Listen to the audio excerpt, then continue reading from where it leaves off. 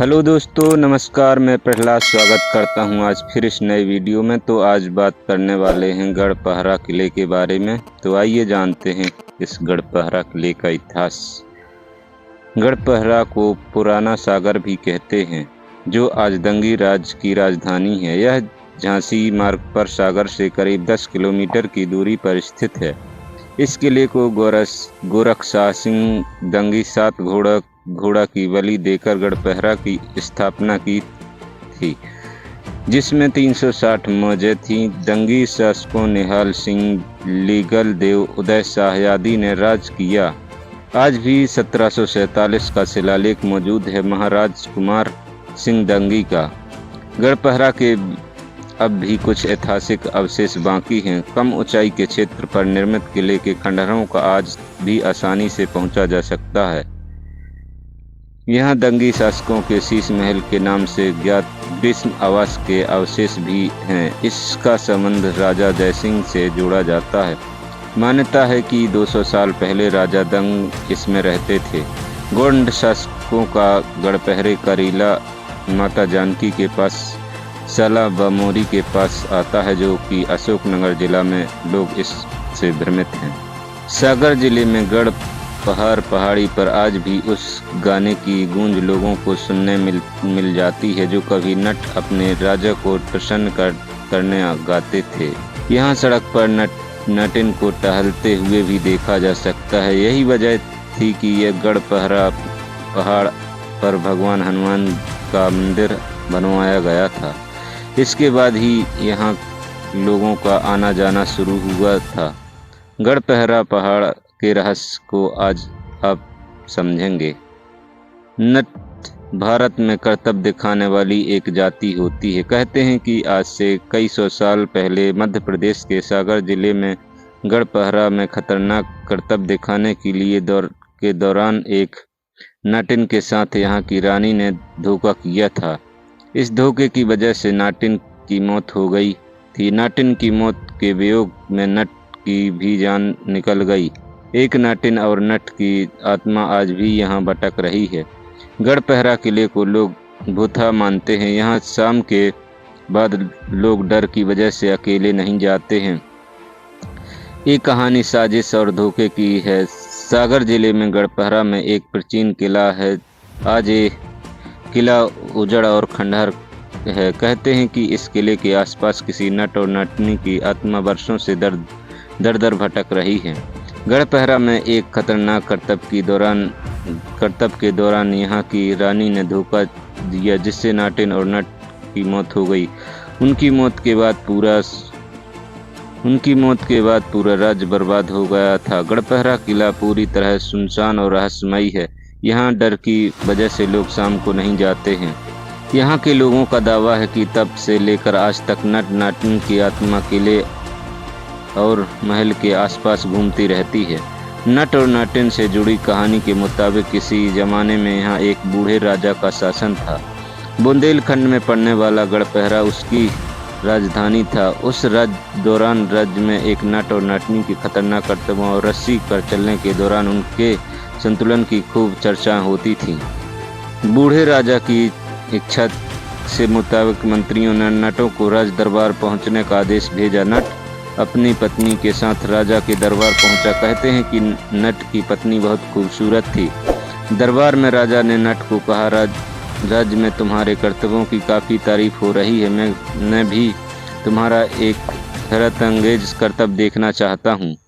अगर सच में तुमने ऐसा करतब करके दिखाया तो पुरस्कार के रूप में आधा राज्य दे दिया जाएगा। बूढ़े राजा ने नट को जो करतब दिखाने के लिए कहा था वह बहुत खतरनाक था। दरअसल इस करतब में किले ऊंचे परकोटे से लेकर दूसरे और पहाड़े में एक रस्सी बांधी जानी थी। बीच रास्ते में गहरी और खतरनाक खाई थी। इस रस्सी पर चलकर नाटिन को उस पार पहुंचना था। राजा की इस इच्छा पर नट और नाटिन असमंजस में पड़ गए। पहले उन्होंने कभी इतना खतरनाक करतब नहीं किया था। इसे करने में उनकी जान भी जा सकती थी, और अगर वे इनकार करते तो बूढ़ा राजा उनसे नाराज हो सकता था। वे राजा को भी नाराज नहीं करना चाहते थे, लिहाजा नटों ने कर्तव्य के लिए अपनी हामी दे दी। तुरंत ही राजा के आदेश पर कर्तव्य की तैयारी शुरू हो गई। उस रात नट ठीक से सो नहीं पाए। ये रात उनके जीवन की आखिरी रात साबित हुई। उन्होंने पूरी रात जागकर गाते हुए बिताई। उनकी आवाज़ बूढ़े राजा के महल तक पहुंचती रही। कहते हैं कि गीत के बोल कुछ कि मन गई रात पहर थोड़े थे। किंवदंतियों के मुताबिक बूढ़े राजा का बेटा उस रात अपने पिता की हत्या करना चाह रहा था। उसे राज्य की सत्ता का लालच था। यह भी कहते हैं कि उसी रात शादी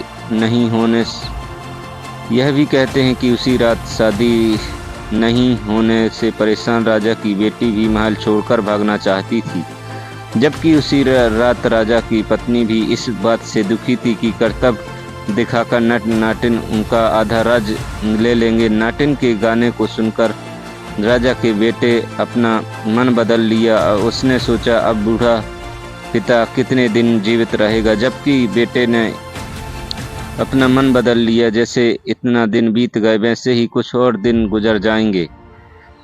सुबह तय वक्त पर खतरनाक खेल को दिखाने के लिए हजारों की संख्या में राज्य की जनता उमड़ पड़ी। महल के परकोटे से दूसरे छोर तक ऊंचाई पर बंधी रस्सी देखकर लोगों को भय लग रहा था। अपने महल की छत पर राज परिवार के साथ कर्तव्य दिखाने के लिए बैठा था। नट के नंगाड़े की थाप दी और रस्सी पर चलकर खाई पर पार करने का खतरनाक खेल शुरू हो गया। नाटिन बांस की डंडी के सहारे रस्सी पर चलने लगी। कथा के मुताबिक रस्सी पर गजब का संतुलन दिखाते हुए नाटिन कुछ देर में आधे रास्ते तक पहुंच गई। उसके ऐसा करते ही रानी की चिंताएं बढ़ने लगीं। नाटिन पर राजा की आसक्ति देखकर रानी को लगा कि आधा राज तो जाएगा ही, कहीं राजा नाटिन से विवाह भी ना कर ले। तभी रानी ने एक खतरनाक फैसला लिया। जिस रस्सी पर नाटिन चल रही थी रानी ने उसे कटवा दिया। नीचे चट्टानों पर गिरने से नाटिन की मौत हो गई। नाटिन के वियोग में नट ने भी नंगाड़े पर थाप देते देते अपनी जान दे दी। कहते हैं कि नाटिन की मौत के कुछ दिन बाद बूढ़े राजा का पूरा राज्य तहस नहस हो गया।